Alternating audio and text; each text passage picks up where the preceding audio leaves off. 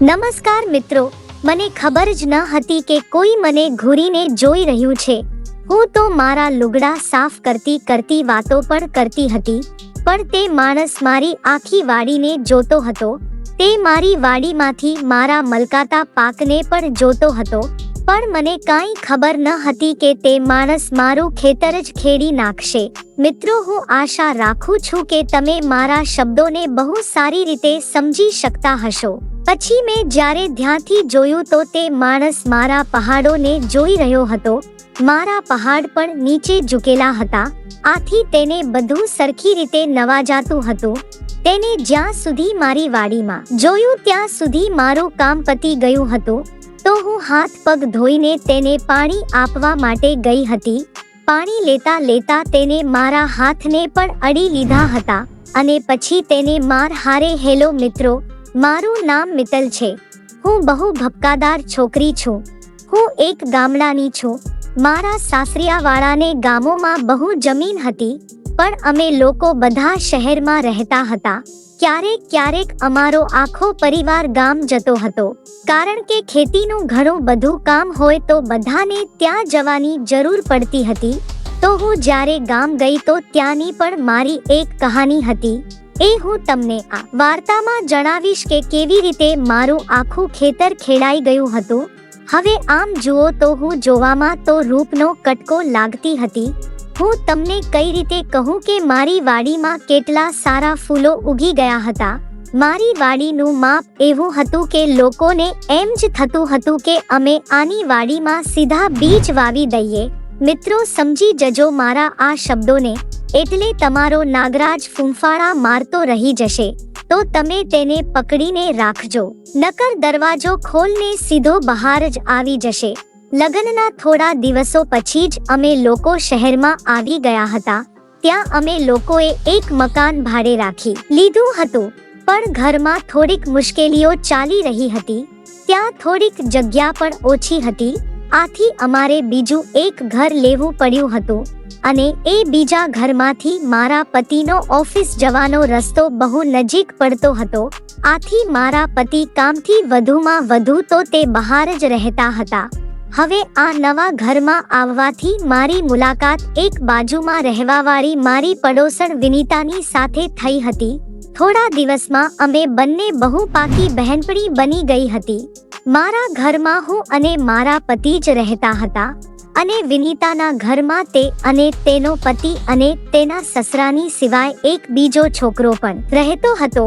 વિનીતાની સાસુ તો આ દુનિયામાં ન હતી. વિનીતાની ઉંમર 26 વર્ષની હતી અને તેની વાડીનું માપ તો એવું હતું કે હું પણ તેની સામે કાચી પડતી હતી, પણ હું જેમ તેમ તો ન હતી. તેનું વજન 55 કિલો હતું, પણ તે રૂપનો કટકો લાગતી હતી. તેની હાઈટ પણ સારી હતી. તે જ્યારે પણ ચાલતી તો તેનો મબલબ પાક બહાર આવી જતો હતો. તે પણ જોવામાં જેમ તેમ ન હતી. જો કે અમે બંને આમ તો ટાયો જ લાગતા હતા. અમે લોકો બપોરે તો ઘરે જ રહેતા હતા. હવે હું વિનીતાની સાથે બહુ હળી મળીને રહેવા લાગતી હતી. વિનીતા મારી સાથે બધી વાત કરતી હતી. ક્યારેક તે મારી ઘરે આવી જતી તો ક્યારેક હું તેની ઘરે જતી રહેતી હતી. અમે લોકો હવે બહુ એકબીજાની વાતો કરતા હતા કે અમારા બંનેના ભૂતકાળમાં શું થયું હતું અને કેટલાની પાસે બી વવડાવ્યા અને કોણે કોણે અમારું ખેતર ખેડેલું છે. અમે લોકો એવી પણ વાત કરતા હતા. અને પછી તે મને એવી પણ વાત કહેતી હતી કે આપણી શેરીમાં કોણ કોની વાડીમાં બી રોપે છે. મિત્રો, તમે મારા શબ્દોને બહુ સારી રીતે સમજી શકતા હશો તો બહુ સારું છે. હવે વિનીતા મને તેની પણ વાત કહેતી હતી કે મેં પણ કોની કોની સાથે બી રોપાવ્યા હતા. હવે આવી બધી વાત કરવાથી અમે લોકો એકબીજાની બહુ પાસે આવી ગયા હતા. પછી મારી મુલાકાત તે વિનીતાના સસુરની સાથે થઈ હતી, આથી મારી તેની સાથે થોડીક વાત થતી હતી. વિનીતાના સસરા તો જોવામાં ખેલાડી લાગતા હતા.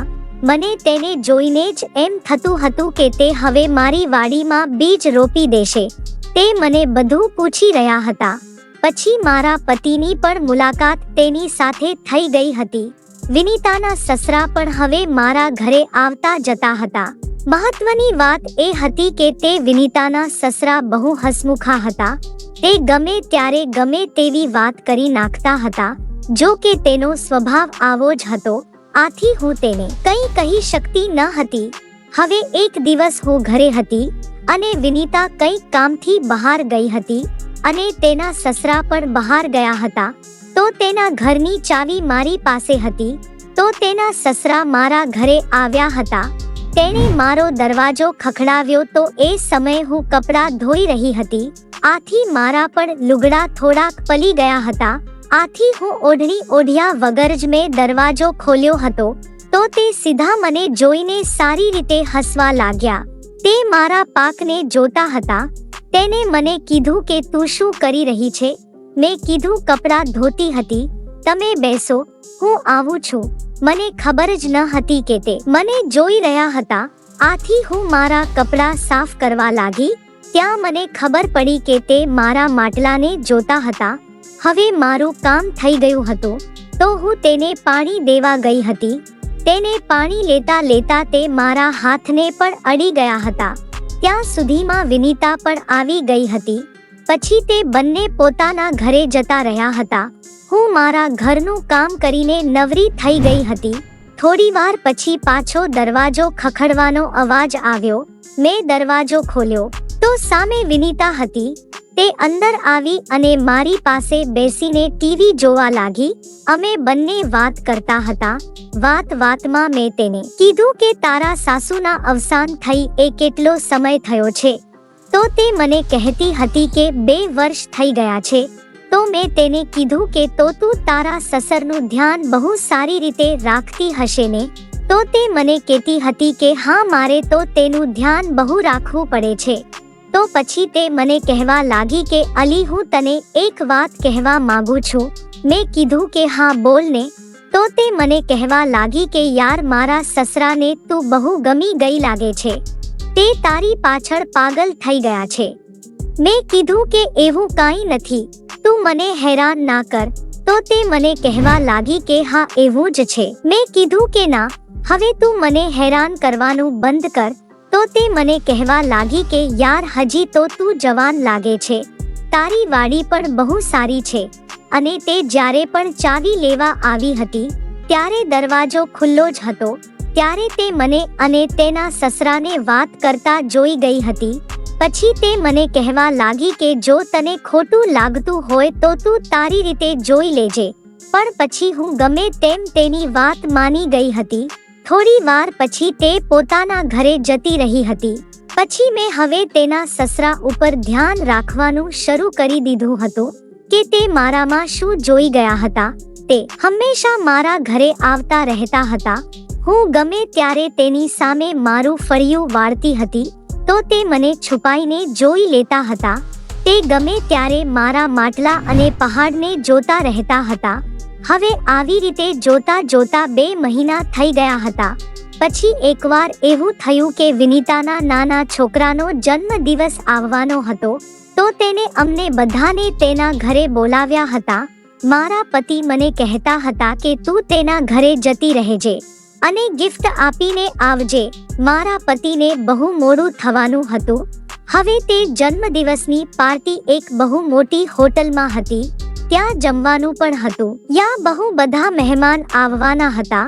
આથી હું બહુ સારી રીતે તૈયાર થઈ ગઈ હતી.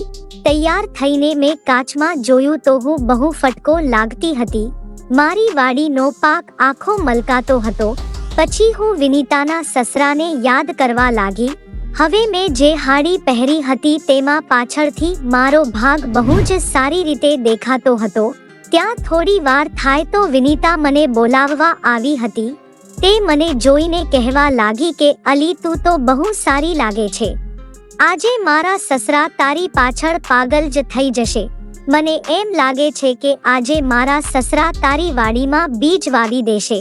પછી અમે લોકો મારા ઘરે તાળું મારીને જતા રહ્યા હતા. હું અને વિનીતા અને તેના સસરા અમે લોકો કાર લઈને હોટલ માટે રવાના થઈ ગયા હતા. વિનીતા આગળ હતી અને હું અને તેના સસરા પાછળ બેઠા હતા. પછી બીજા પણ એક તેના બહેન બેઠા હતા. કારમાં થોડીક ટ્રાફિક જેવું થઈ ગયું હતું. તો તો તેની કોણી મારા પહાડને અડતી હતી, પણ હું તેને કંઈ કહી શકતી ન હતી.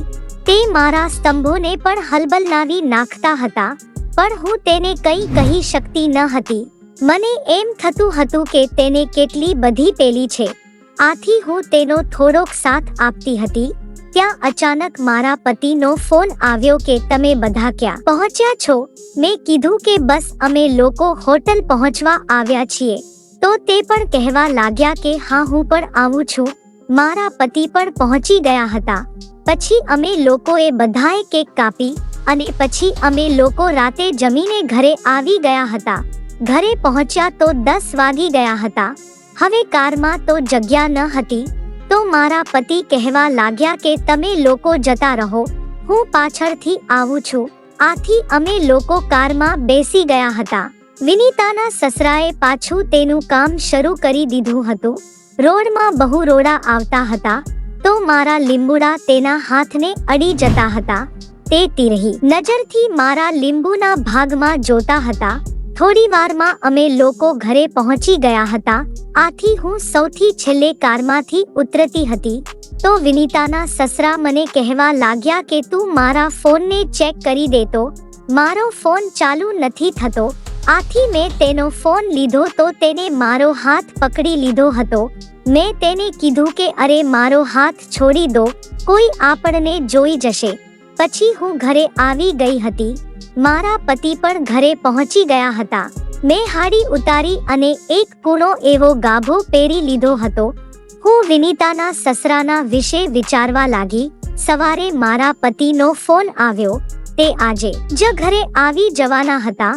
તેનું કામ પતી ગયું હતું, આથી તેની સાથે વાત કરીને હું નાવા જતી રહી હતી. મેં જોયું તો 12 વાગી ગયા હતા. મેં જોયું તો ત્યાં અચાનક દરવાજો ખખડવાનો અવાજ આવ્યો હતો. મેં દરવાજો ખોલ્યો તો વિનીતાના સસરા ઊભા હતા. તે મારી સામું હસીને મારા ઘરમાં આવી ગયા હતા. તે મને મારા પતિ વિશે પૂછવા લાગ્યા. મેં કીધું કે તે રાતે જ બહાર જતા રહ્યા હતા. તેને પાછું એક કામ હતું, આથી તે હવે કાલે આવવાના છે. ત્યાં સુધીમાં અમે દરવાજો બંધ કરી નાખ્યો હતો. તો મેં વિનીતાના સસરાને કીધું કે તમે બેસો, હું તમારા માટે ચા લઈને આવું છું. હવે મારી અંદર મને કતકતિયા થવા લાગ્યા હતા. મેં એવો ગાભો પહેર્યો હતો કે તેમાંથી મારો પાક મલકાતો હતો. મારી વાડી પણ તેને ચોખ્ખી દેખાતી હતી. હું ચા બનાવીને લાવી તો હું તેને ચા આપતી હતી, તો તે મારા હાથને અડવા લાગ્યા. તો મેં તેને કીધું કે આપણે અત્યારે આવું બધું નથી કરવું, મને થોડોક ટાઈમ આપો. તો તે પણ માની ગયા હતા. થોડી વાર પછી તે ઘરે જતા રહ્યા. આના પછી વિનીતા મારા ઘરે આવી અને તે મને કારવાળી વાત પૂછવા લાગી. મેં તેને કીધું મને થોડીક મોજ તો આવી હતી, પણ પછી તે મને એમ કહેતી હતી કે તો આજે શું થયું.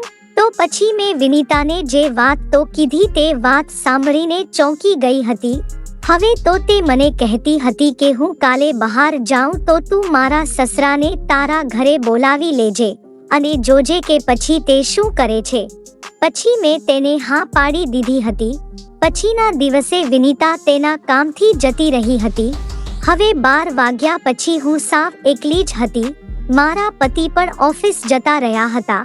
વિનીતા જેવી ગઈ તો તેના સસરા પણ હવે મારા ઘરે આવી ગયા. તો મેં દરવાજો ખુલ્લો જ રાખ્યો હતો. વિનીતાને પણ ખબર હતી કે તેના સસરા મારી ઘરે અચાનક આવી જશે. પછી મેં જેવું વિચાર્યું એવું જ થવાનું હતું. મેં દરવાજો બંધ કરી દીધો હતો. હું રસોડામાં હતી તો વિનીતાના સસરા ત્યાં આવીને મને તેને પાછળથી પકડી લીધી હતી. પછી તેને જ્યારે મને પકડી તો મને કટકટિયા થવા લાગ્યા હતા. મેં તેને કીધું કે અંકલ આપણે મારા ઓરડામાં જતા રહીએ, ત્યાં હારું ફાવશે. તો તે ત્યાં ગયા. પછી તેને મારી સાથે એવી વસ્તુ કરી કે મારી વાડીમાં બી વાવી દીધા હતા, મારી વળી મલકાતી કરી નાખી હતી. હવે તો હું જ્યારે એકલી પડતી તો તે જમાદારનો સહારો લઈ હતી.